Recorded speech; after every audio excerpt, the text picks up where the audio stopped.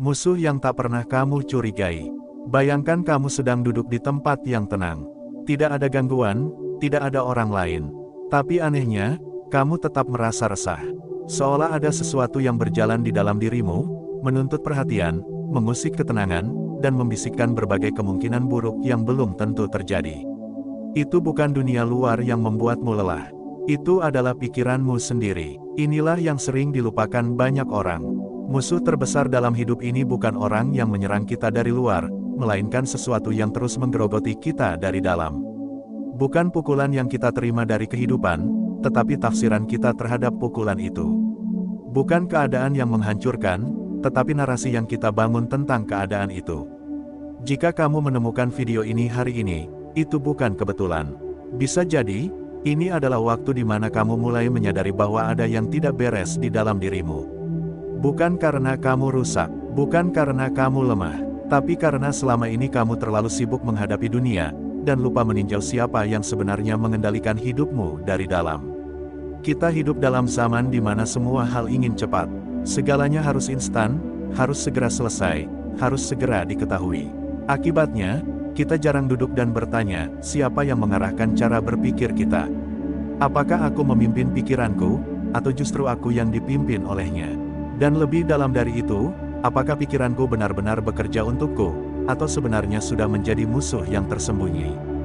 Pikiran yang tidak disadari fungsinya, akan menjadi akar dari banyak penderitaan. Ia tidak berteriak, tidak meninju, tidak merusak secara fisik. Tapi ia menciptakan keraguan kecil, perasaan bersalah yang samar, rasa takut yang samar-samar tapi melelahkan. Semua terjadi di dalam, dan ironisnya, banyak dari kita tidak pernah sadar bahwa kita sedang dikuasai olehnya. Sekarang mari kita lihat lebih dekat. Kamu mungkin pernah mengalami ini, saat sesuatu terjadi, dan kamu langsung bereaksi. Bukan karena kejadian itu sendiri, tapi karena kamu sudah memiliki kerangka berpikir tertentu yang otomatis memberi makna atas kejadian itu. Kamu salah paham pada seseorang, bukan karena orang itu salah bicara, tapi karena kamu punya luka lama yang belum selesai. Kamu merasa ditolak, bukan karena benar-benar ditolak, tapi karena kamu punya pola pikir yang membuatmu selalu menganggap diri tidak cukup. Pikiran seperti ini licik. Ia tidak menunjukkan dirinya sebagai lawan. Ia menyamar sebagai kamu. Ia memakai suaramu. Ia memakai logikamu. Ia berpura-pura menjadi intuisi, padahal ia hanya cerminan dari trauma yang belum sembuh, rasa takut yang belum dikenali, dan asumsi yang tidak pernah diperiksa kebenarannya. Dan semakin kamu tidak sadar bahwa itu semua adalah konstruksi pikiranmu sendiri, semakin kamu mempercayainya. Semakin kamu menganggap itu adalah kebenaran mutlak, bukan sekadar tafsiran yang bisa dikoreksi. Para filsuf Stoik sangat paham soal ini. Mereka menyadari bahwa musuh utama manusia bukanlah kemiskinan, penderitaan, atau kehilangan. Tapi cara kita menanggapi semua itu dalam pikiran kita. Pikiran yang tidak dijaga akan memperbesar rasa sakit, memperpanjang luka, dan menciptakan ilusi yang melelahkan. Epictetus pernah berkata, kita bukan terganggu oleh apa yang terjadi, tapi oleh cara kita menafsirkan apa yang terjadi. Ini bukan sekadar kutipan indah. Ini adalah kunci untuk memahami bagaimana pikiran bisa menjadi sumber penderitaan terbesar dalam hidup manusia. Karena sekali kita percaya bahwa tafsiran kita adalah satu-satunya kebenaran, maka kita menutup pintu pada kemungkinan lain. Kita mengurung diri dalam versi sempit dari kenyataan yang jauh lebih luas dari apa yang kita pikirkan. Kamu mungkin merasa gagal karena tidak mencapai sesuatu. Tapi apakah benar kamu gagal, atau kamu hanya memiliki ekspektasi yang tidak realistis? Kamu mungkin merasa tidak dihargai. Tapi apakah kamu benar-benar tidak dihargai, atau kamu hanya sedang menginginkan validasi dari orang yang tidak bisa memberikannya? Semua ini terjadi dalam pikiran, bukan dalam kenyataan objektif. Dan disinilah letak kelicikannya. Pikiran tidak bekerja berdasarkan kenyataan. Ia bekerja berdasarkan asosiasi, pengalaman masa lalu, ketakutan, dan harapan. Ia menghubungkan titik-titik yang bahkan tidak selalu relevan. Ia membuatmu percaya bahwa sesuatu akan terjadi, padahal belum tentu. Ia membuatmu merasa cemas, padahal tidak ada ancaman nyata. Lebih jauh lagi, pikiran seringkali membuatmu sibuk melawan hal yang bahkan tidak perlu dilawan. Kamu terlalu sibuk membuktikan dirimu pada orang lain. Kamu terlalu sibuk memikirkan masa depan yang belum datang. Kamu terlalu sibuk mengulang-ulang masa lalu yang sudah lewat. Dan dalam semua itu, kamu lupa bahwa satu-satunya hal yang benar-benar bisa kamu kendalikan adalah saat ini, dan cara kamu berpikir tentangnya.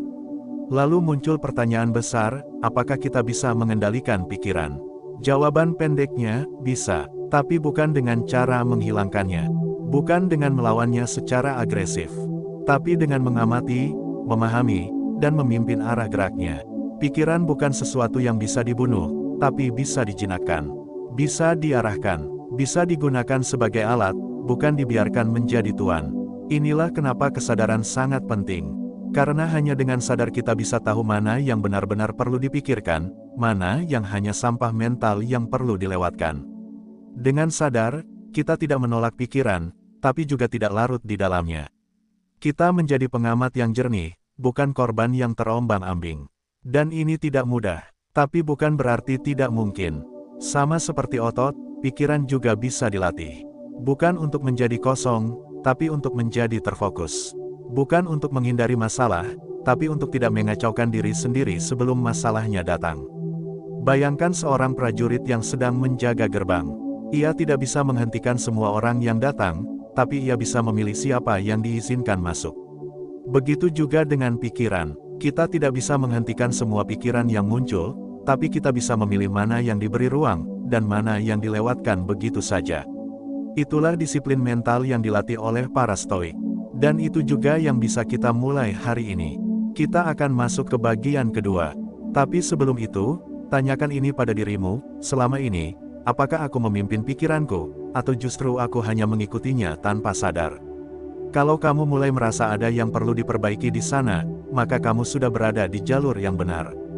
Mari kita lanjutkan pembahasannya. Kita akan melihat bagaimana pikiran bisa menjebak kita dalam pola yang berulang, dan bagaimana kita bisa keluar dari jebakan itu tanpa menyakiti diri sendiri lebih dalam. Sampai di sini, jika kamu merasa video ini menyentuh sesuatu dalam dirimu, jangan lupa untuk menyimak bagian berikutnya. Karena kita akan masuk lebih dalam. Kita akan membongkar bagaimana pikiran bekerja secara halus untuk mempertahankan penderitaan, dan bagaimana kamu bisa mulai memutus siklus itu. Hidup tidak akan pernah bebas dari tantangan. Tapi hidup bisa jauh lebih ringan saat kamu tidak lagi melawan musuh yang kamu ciptakan sendiri di dalam kepalamu. Mari kita lanjut, kita belum selesai. Pola-pola itu diam, tapi tidak pernah berhenti bekerja. Dalam bagian 1, kita sudah membahas bagaimana pikiran dapat menjadi musuh tersembunyi. Musuh yang tidak datang dari luar, tapi dari dalam. Bukan dari kenyataan, tapi dari cara kita menafsirkan kenyataan. Sekarang, kita akan lebih jauh menyelami medan perang itu. Kita akan membongkar bentuk-bentuk licik yang digunakan pikiran untuk menguasai kita tanpa perlawanan, tanpa suara, tanpa peringatan, tapi efeknya nyata, membuat kita merasa lelah tanpa tahu kenapa. Kalau kamu masih bersama sampai di sini, itu artinya kamu benar-benar sedang berada dalam proses penting. Bukan menonton video motivasi, tapi sedang mengurai simpul batin yang selama ini membuatmu tersendat. Dan itu bukan hal sepele. Sebelum kita lanjut, izinkan saya mengucapkan terima kasih untuk keberadaanmu di sini. Dukunganmu bukan hanya penting untuk kanal ini, tapi juga menjadi pengingat bahwa masih banyak jiwa di luar sana yang sedang berusaha tumbuh. Dengan tenang, dengan perlahan, tanpa kebisingan, sekarang mari kita mulai bagian kedua ini dengan satu pertanyaan penting.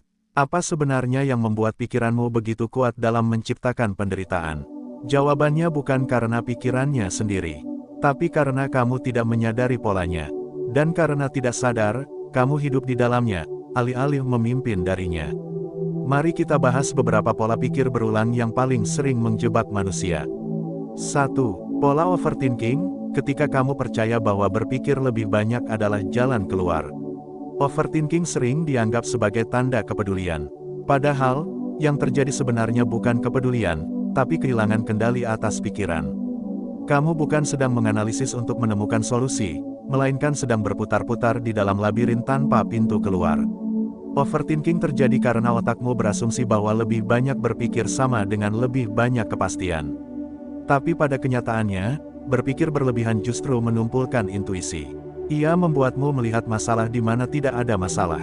Ia membuatmu menyusun skenario terburuk, lalu percaya bahwa skenario itu akan terjadi. Berpikir itu perlu, Tapi hanya sampai batas tertentu. Setelah itu, yang kamu perlukan adalah ketenangan. Bukan jawaban baru, tapi jarak baru antara dirimu dan pikiranmu. 2. Pola self-sabotage, ketika kamu takut bahagia karena terbiasa menderita. Pola ini licik karena menyamar sebagai kehati-hatian. Kamu menolak peluang, bukan karena itu buruk, tapi karena kamu tidak percaya diri pantas mendapatkannya. Kamu menghindari orang yang tulus padamu, bukan karena mereka salah, tapi karena kamu takut kehilangan mereka nantinya. Pikiran yang terbiasa hidup dalam mode bertahan akan sulit menerima rasa aman. Bahkan ketika tidak ada ancaman, ia akan menciptakan ancaman baru. Inilah mengapa banyak orang terlihat seperti menggagalkan diri mereka sendiri padahal tidak sadar sedang melakukannya. Self-sabotage adalah mekanisme bertahan yang terbentuk dari pengalaman masa lalu yang belum selesai. Pikiranmu berkata, lebih baik gagal sekarang, daripada sakit hati nanti. Tapi pada akhirnya, kamu tidak pernah memberi kesempatan pada hidup untuk menunjukkan sisi indahnya. 3. Pola membandingkan diri, ketika kamu mengukur diri berdasarkan hidup orang lain. Pola ini sangat halus. Ia muncul saat kamu membuka media sosial, melihat pencapaian orang lain, lalu merasa dirimu tertinggal. Padahal kamu tidak tahu apa yang mereka korbankan. Kamu tidak tahu apa yang mereka tanggung. Kamu hanya melihat potongan yang mereka izinkan untuk ditampilkan. Tapi pikiran tidak peduli. Ia membandingkan secara otomatis. Dan ketika kamu tidak menyadari pola ini, kamu mulai merasa hidupmu kurang, dirimu gagal, dan perjalananmu salah arah. Bukan karena itu benar, tapi karena kamu sedang menilai perjalananmu dengan peta milik orang lain. Stoikisme mengajarkan bahwa satu-satunya pembanding yang sah adalah dirimu sendiri di masa lalu. Kamu bukan untuk dibandingkan, tapi untuk berkembang. Dan pertanyaan yang lebih penting dari, apakah aku sudah seperti dia? Adalah, apakah aku sudah lebih tenang daripada diriku kemarin? 4. Pola melarikan diri dari diri sendiri, ketika kamu sibuk agar tidak perlu diam. Ini mungkin adalah pola paling umum di zaman sekarang. Kita terus mengisi waktu dengan pekerjaan, hiburan, interaksi, distraksi. Semua dilakukan agar tidak perlu diam. Karena dalam diam, kita mulai mendengar suara-suara yang tidak nyaman. Pikiran berkata, jangan berhenti. Nanti kamu merasa sendiri, padahal kesendirian bukan masalah.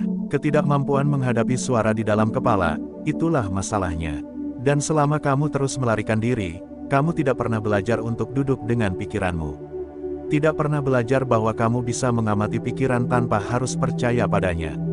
5. Pola takut gagal, ketika kamu tidak pernah memulai karena takut tidak sempurna. Pola ini membuatmu menunggu kondisi ideal. Menunda langkah pertama, menunggu semua jelas sebelum bergerak. Tapi hidup tidak pernah benar-benar jelas. Tidak ada keputusan yang bebas dari risiko. Tidak ada langkah yang dijamin berhasil. Yang bisa kamu kendalikan hanya niat dan keteguhanmu. Pikiran akan terus berkata, tunggu dulu. Jangan terburu-buru. Bagaimana kalau kamu salah? Tapi stoikisme mengajarkan, lebih baik gagal dengan kehormatan, daripada tidak pernah mencoba karena ketakutan. Kegagalan bukan musuh, tapi diam karena takut gagal, itulah pembunuh potensi. Mengamati tanpa ikut terlibat, setelah menyadari pola-pola di atas, hal berikutnya yang perlu dilakukan bukan membencinya, tapi mengamatinya. Kita tidak menghentikan pikiran dengan paksa. Kita memperhatikan arah geraknya, lalu memilih untuk tidak menari dengannya. Kamu bisa mengatakan dalam hati, aku melihatmu, wahai pikiran. Tapi aku tidak akan ikut arusmu kali ini. Inilah latihan yang diajarkan oleh para stoik. Menjadi pengamat batin, bukan pengendali yang keras, tapi penjaga yang bijak. Tidak setiap pikiran perlu diproses. Tidak semua asumsi perlu diyakini. Ada kekuatan besar dalam kemampuan untuk membiarkan sesuatu lewat, tanpa perlawanan dan tanpa keterikatan. Jeda adalah senjata. Pikiran yang berbahaya bekerja secara impulsif. Ia suka terburu-buru. Ia menciptakan urgensi di mana tidak ada urgensi. Maka kunci pertahanan pertama adalah jeda. Jeda sebelum bereaksi. Jeda sebelum menarik kesimpulan. Jeda sebelum mempercayai pikiran itu sebagai kebenaran. Jeda menciptakan ruang untuk kesadaran. Dan dalam ruang itu, kamu bisa memilih. Tidak lagi hidup dalam reaksi otomatis, tapi hidup dalam respon yang sadar. Latih ini dalam keseharianmu. Saat kamu merasa marah, jeda. Saat kamu merasa takut, jeda. Saat kamu merasa ingin menyerah, jeda. Satu napas yang sadar bisa menyelamatkanmu dari kehancuran yang tidak perlu. Latihan harian untuk melatih pikiran agar tidak menjebakmu. 1. Tulis pikiranmu setiap pagi. Biarkan semua isi kepala keluar tanpa sensor. Lalu tandai mana yang fakta, mana yang asumsi. 2. Luangkan waktu untuk diam. 5 menit duduk tanpa distraksi bisa memperkuat kemampuanmu untuk mengamati pikiran tanpa terjebak. 3. Ulangi pertanyaan ini saat pikiran mulai kacau. Apakah ini benar? Apakah ini perlu dipikirkan sekarang? Apakah ini berguna? 4. Pelajari kembali apa yang kamu anggap kebenaran. Jangan percaya semua yang kamu pikirkan. Uji, amati, tantang kembali. Pikiran yang sehat bukan yang bebas dari keraguan, tapi yang bersedia dikaji ulang. Kamu tidak gagal karena punya pikiran buruk. Kamu tumbuh karena mulai sadar. Banyak orang merasa bersalah karena tidak bisa mengendalikan pikirannya.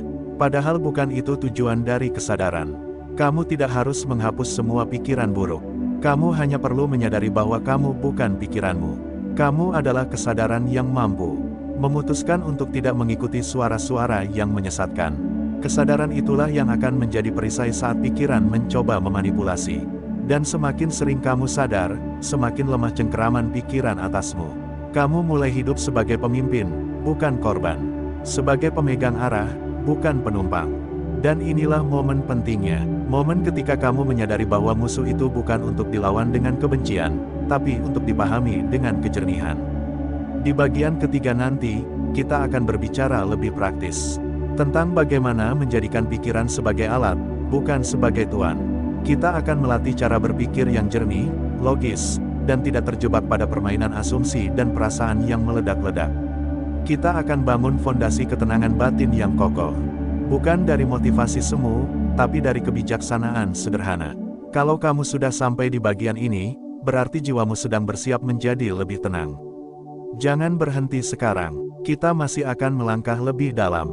Masih ada yang perlu disusun, disadari, dan ditata agar hidupmu tidak lagi dikendalikan oleh musuh yang kamu ciptakan sendiri di dalam pikiran. Lanjut ke bagian ketiga, kita akan mulai membangun kembali relasi yang sehat dengan pikiranmu. Bukan untuk mematikannya, tapi agar kamu bisa berkata pada pikiranmu, dengan tegas dan jernih. Aku mendengarmu, tapi aku yang memutuskan kemana hidupku melangkah. Kamu sudah sejauh ini, dan itu bukan hal yang ringan. Artinya, ada bagian dalam dirimu yang sudah lelah dikuasai oleh keributan pikiran sendiri. Dan ada bagian lain yang mulai siap memimpin dari dalam. Di bagian pertama, kita membongkar kenyataan bahwa pikiran bisa menjadi musuh dalam diam. Di bagian kedua, kita menyadari betapa kuat dan halusnya pola-pola pikir yang bisa menjebak kita setiap hari. Sekarang, saatnya kita masuk ke wilayah yang lebih strategis. Bukan lagi hanya menyadari, tapi mulai mengambil alih. Kita akan bahas bagaimana mengubah relasi kita dengan pikiran, dari diperbudak olehnya menjadi pemiliknya. Bukan dengan menolak atau memerangi, tapi dengan menata ulang posisi, bahwa pikiran hanyalah alat. Alat yang harus bekerja untuk kita, bukan sebaliknya. Sebelum masuk lebih dalam, saya ingin mengingatkan kembali, kamu tidak menemukan video ini secara acak. Bukan kebetulan kamu membuka ini hari ini. Ada bagian dari dirimu yang sedang dipanggil untuk lebih sadar, lebih kuat, dan lebih jernih. Bukan untuk terlihat hebat dari luar, tapi untuk membangun ketenangan dari dalam. Sekarang, mari kita mulai perjalanan menata ulang pikiranmu. Bukan untuk menghilangkan semuanya, tapi agar kamu bisa hidup bersamanya tanpa dikendalikan olehnya. Langkah pertama, menyadari bahwa pikiran itu netral. Pikiran itu seperti pisau, ia bisa digunakan untuk memotong buah, atau melukai. Ia bisa menjadi pembuka jalan, atau alat penghancur. Tapi pisau itu sendiri netral. Yang membuatnya berbahaya atau bermanfaat, adalah siapa yang memegangnya. Begitu juga dengan pikiran. Ia bisa membantumu merencanakan masa depan, menyelesaikan masalah, membuat keputusan bijak. Tapi ia juga bisa mengulang trauma lama, menciptakan asumsi beracun, dan membuatmu menolak realitas. Jadi, sebelum kamu mulai mengarahkan pikiran, kamu harus menetapkan satu hal di dalam dirimu.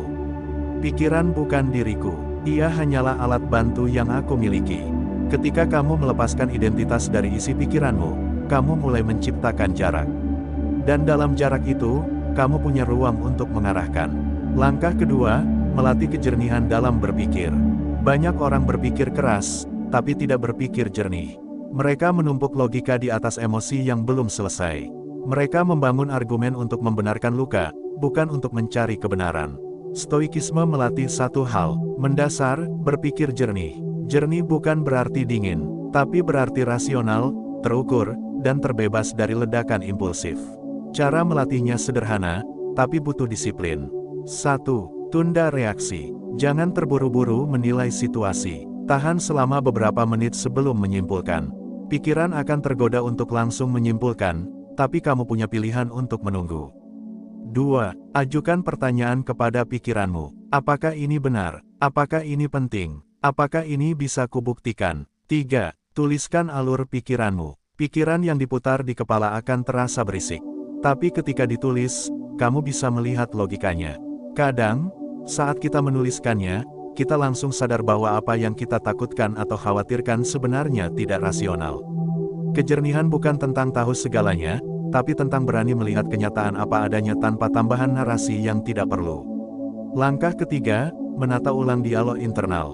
Setiap orang berbicara kepada dirinya sendiri, tapi tidak semua menyadari isi percakapannya. Kadang kamu berkata pada diri sendiri, aku gagal. Kadang, aku tidak akan bisa. Kadang, aku selalu salah. Kalimat-kalimat ini diam, tapi sangat menentukan arah hidupmu. Pikiran akan mengikuti dialog yang terus kamu ulang. Jika kamu terus berkata bahwa kamu lemah, pikiran akan mencari bukti bahwa kamu memang lemah. Jika kamu mengulang bahwa hidup selalu buruk, pikiranmu akan memperbesar semua hal negatif. Inilah kenapa kita perlu menata ulang dialog internal. Bukan dengan afirmasi positif yang kosong, tapi dengan narasi yang rasional dan jujur. Contoh, ganti, aku tidak bisa, dengan, aku belum bisa, tapi aku bisa belajar. Ganti, aku payah, dengan, aku sedang belajar memahami diriku lebih dalam. Ganti, hidup selalu sulit, dengan, tantangan ini bisa membentuk ketenanganku. Dialog internal yang sehat bukan tentang meyakinkan diri dengan dusta, tapi menyusun ulang kenyataan dengan bahasa yang tidak menghukum. Langkah keempat, mengelola energi mentalmu. Pikiran bekerja seperti otot, semakin kamu pakai tanpa jeda, semakin ia lelah. Dan saat lelah, ia akan mulai berantakan, impulsif, dan tidak logis. Kamu perlu belajar mengelola energi mental. Jangan habiskan pikiranmu untuk hal yang tidak bisa kamu kendalikan. Jangan curahkan perhatian penuh pada opini orang yang tidak kamu hormati. Jangan pikirkan ulang sesuatu yang sudah kamu putuskan dengan mantap. Latihan sederhana ini bisa membantu. Setiap kali kamu merasa pikiranmu mulai berat, tarik napas, lalu tanyakan, apakah ini penting untuk aku pikirkan sekarang? Jika tidak, biarkan lewat.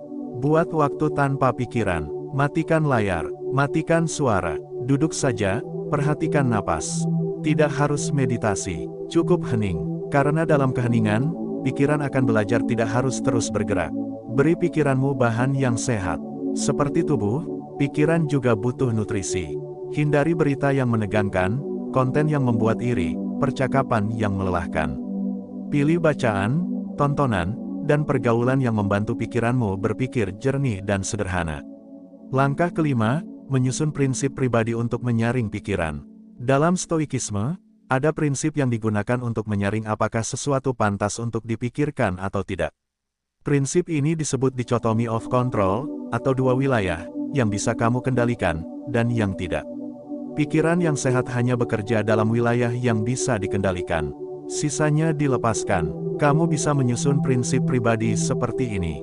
Aku hanya akan memikirkan hal-hal yang bisa aku pengaruhi. Aku tidak akan menaruh energi untuk mencoba mengubah orang lain. Aku akan menyadari setiap kali pikiranku mulai mengulang masa lalu. Aku akan menunda keputusan penting.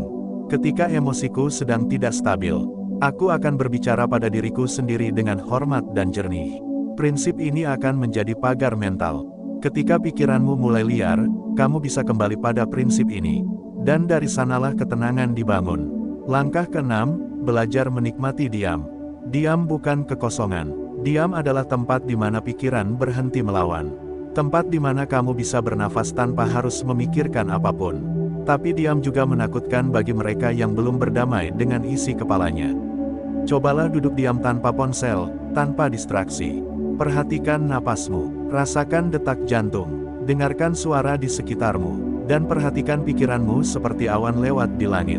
Tidak perlu dihapus, tidak perlu dihakimi, cukup diamati. Dari latihan ini, kamu akan belajar dua hal penting. Pertama, bahwa kamu bukan isi kepalamu. Kedua, bahwa tidak semua pikiran perlu diberi tanggapan. Menjadi pemimpin dalam kepalamu sendiri. Pada akhirnya, perjalanan ini bukan tentang mematikan pikiran, tapi tentang belajar menjadi pemimpin atasnya. Pemimpin yang tenang, tidak reaktif, dan tahu kapan harus berpikir dan kapan harus diam. Kamu tidak harus mengubah semua hal sekaligus. Cukup satu hal setiap hari. Satu pikiran yang kamu biarkan lewat. Satu kalimat yang kamu ubah. Satu keputusan yang kamu ambil dengan sadar. Satu momen diam yang kamu nikmati sepenuhnya.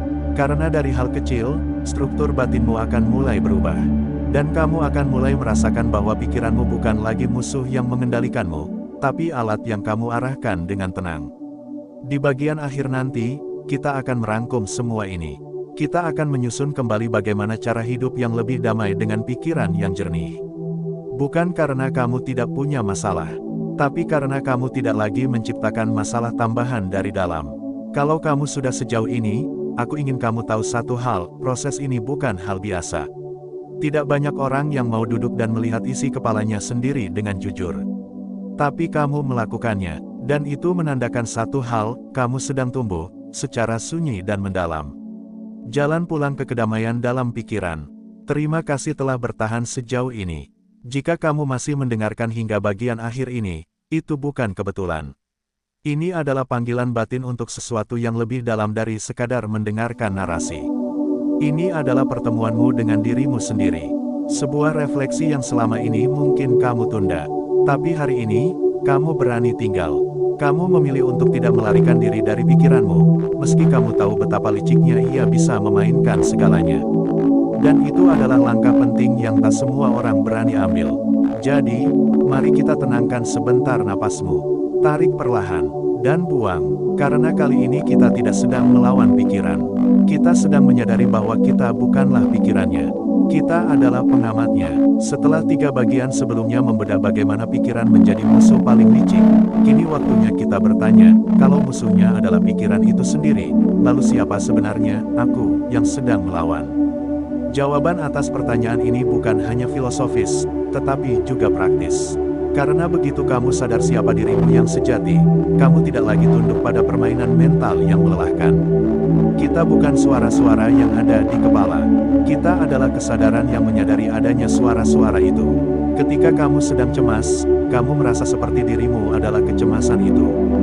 Tapi jika kamu perhatikan lebih dalam, kamu menyadari bahwa ada bagian darimu yang hanya mengamati kecemasan itu. Ia tidak terlibat secara emosional. Ia hanya hadir, diam, netral, dan justru disitulah letak kekuatanmu. Pikiran yang licik bekerja dengan ilusi. Ia meyakinkanmu bahwa semua yang kamu pikirkan adalah kebenaran mutlak, bahwa rasa takutmu adalah nyata, bahwa kamu akan gagal, bahwa kamu tidak cukup baik, bahwa orang lain menilaimu. Padahal semua itu belum terjadi, atau bahkan tidak pernah terjadi. Ia hanyalah proyeksi dari pengalaman masa lalu yang belum selesai, atau kecemasan atas masa depan yang tak pasti. Ia bukan realitas, tapi interpretasi tentang realitas. Dan semakin kita percaya sepenuhnya pada pikiran, semakin kita terikat pada ilusi itu. Kita lupa bahwa pikiran adalah alat, bukan tuan. Ia adalah pelayan yang bisa sangat berguna, tetapi ketika kita memberinya kuasa sebagai raja dalam hidup kita, maka ia akan menindas kita dengan cara-cara yang halus, tersembunyi, namun sangat efektif. Ada sebuah kutipan yang layak direnungkan dari Epictetus. Ia berkata, manusia tidak terganggu oleh peristiwa-peristiwa, tetapi oleh cara mereka memandang peristiwa itu. Ini bukan hanya teori stoik, ini realitas sehari-hari. 2 orang bisa menghadapi hal yang sama, tapi meresponsnya dengan cara yang sangat berbeda. Yang satu tenang, yang satu kalut. Yang satu menerima, yang satu marah. Bedanya bukan pada dunia di luar, tapi dunia di dalam pikiran mereka. Maka jika kamu ingin hidup dengan damai, bukan dunia luar yang harus kamu kendalikan, tapi pikiranmu sendiri. Dan itu bukan perkara mudah, tapi juga bukan mustahil. Langkah pertama adalah menyadari bahwa kamu punya jarak dengan pikiran. Kamu bisa mengamati pikiran, artinya kamu bukan pikiran itu. Dari sini muncul kekuatan untuk memilih. Ketika ada pikiran negatif muncul, kamu bisa berkata, "Oh, ini hanya pikiran. Aku tidak harus percaya padanya." Langkah kedua adalah melatih kehadiran. Banyak kekacauan dalam hidup muncul karena kita hidup terlalu sering di masa lalu dan masa depan. Padahal hidup hanya terjadi di sini dan sekarang. Saat kamu hadir penuh, pikiran kehilangan cengkeramannya. Ia tidak bisa bermain dengan kenangan atau kekhawatiran. Ia hanya diam, dan saat itulah kamu menemukan ruang antara stimulus dan respons. Dan dalam ruang itu, terdapat kebebasan. Langkah ketiga adalah membangun kebiasaan refleksi.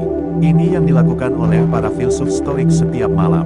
Mereka duduk diam, menelah hari, menilai respons diri, dan memutuskan apa yang bisa diperbaiki.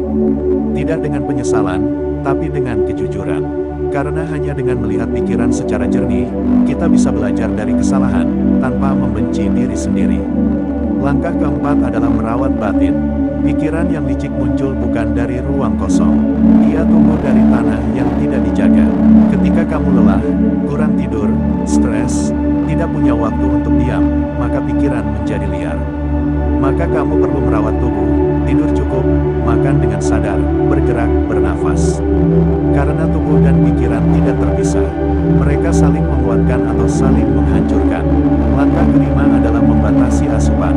Pikiran sangat dipengaruhi oleh apa yang kamu konsumsi. Bukan hanya makanan, tapi informasi, percakapan, tontonan. Jika setiap hari kamu membanjiri otakmu dengan ketakutan, persaingan, drama, maka jangan heran jika pikiranmu menjadi tempat kekacauan. Bersihkan, kurangi, heningkan, dan kamu akan menemukan ketenangan yang tak pernah kamu duga. Langkah keenam, dan yang terpenting, adalah menerima bahwa pikiran akan terus datang dan pergi. Kamu tidak bisa menghentikannya, tapi kamu bisa belajar untuk tidak diombang-ambing olehnya. Kamu bisa menyambut pikiran seperti awan yang melintas di langit batinmu. Ia datang, biarkan saja. Ia pergi, lepaskan. Tidak perlu menolak, tidak perlu menempel. Inilah seni mengendalikan pikiran tanpa kekerasan, tanpa perlawanan, tanpa permusuhan. Karena semakin kamu melawan pikiran, semakin ia menguat. Tapi saat kamu melihatnya dengan jernih, ia kehilangan kuasanya. Maka pertanyaannya sekarang bukan bagaimana mengalahkan pikiran, tapi bagaimana berdamai dengannya. Karena musuh yang paling licik bukan harus dihancurkan, tetapi harus dikenali. Dan dari pengenalan itu lahir pemahaman. Dari pemahaman lahir penerimaan. Dan dari penerimaan lahir kebebasan. Bayangkan sejenak, seperti apa hidupmu jika kamu tidak lagi menjadi budak pikiran. Jika kamu bisa tenang bahkan saat pikiranmu gaduh. Jika kamu bisa tetap bersikap rasional saat pikiranmu penuh asumsi. Jika kamu bisa mencintai dirimu, bahkan saat pikiran berkata kamu tidak layak dicintai. Itu bukan utopia, itu adalah kemungkinan yang nyata. Tapi hanya bisa diraih jika kamu mau memulai perjalanan pulang ke dalam. Ke tempat di mana kamu tidak dikuasai oleh pikiran, tapi menyadari pikiran. Di sanalah letak kemerdekaan sejati. Dan dari titik itu, kamu bisa menghadapi hidup tanpa harus terjebak dalam jebakan yang diciptakan oleh pikiranmu sendiri.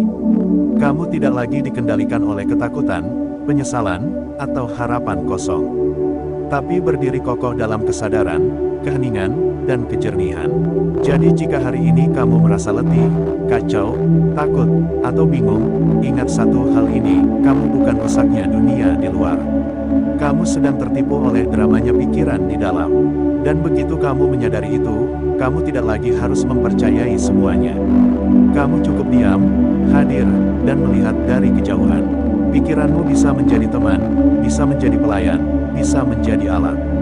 Tapi jangan jadikan dia tuan. Karena saat pikiran jadi tuan, kamu akan menjadi tawanan. Tapi saat kamu jadi tuannya, pikiran akan tunduk padamu. Dan kamu akan kembali menjadi pemilik hidupmu sendiri. Dan saat itulah, kamu akan tahu bahwa tidak ada musuh sejati di luar sana. Musuh terbesarmu ada di kepalamu. Tapi kamu tidak perlu mengalahkannya. Kamu hanya perlu mengenalinya. Kini, mari kita akhiri perjalanan panjang ini dengan satu refleksi. Apa yang terjadi dalam hidupmu bukan sepenuhnya karena apa yang terjadi di luar. Tapi karena bagaimana pikiranmu menafsirkan menafsirkannya.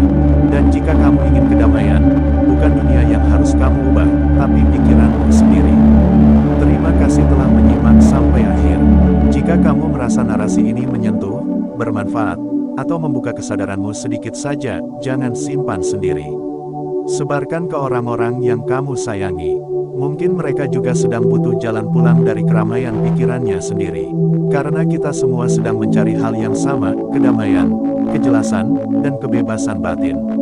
Sampai bertemu di narasi berikutnya. Tetap tenang, tetap hadir, dan tetap jadi pengamat bagi pikiranmu sendiri. Karena disitulah kekuatan sejati bermula. Stoic Zen.